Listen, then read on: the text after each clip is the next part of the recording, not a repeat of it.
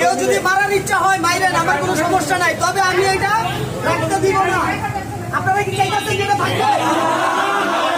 এটা থাকবে, এটা বন্ধ করতে হবে।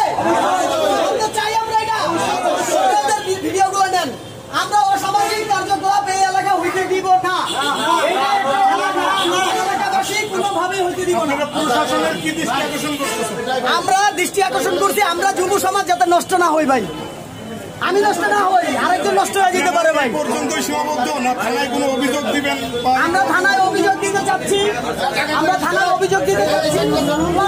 থানাকেও পুলিশ ভাইদেরকে বলতে আমাদেরকে সহযোগিতা করবেন যাতে এরা আর কখনোই এটা ওপেন না করতে পারে ভাই। আপনারা দেখতেছেন একে একে এখান থেকে ধরা হয়েছে, সবাই একে একে নামছে, মহিলা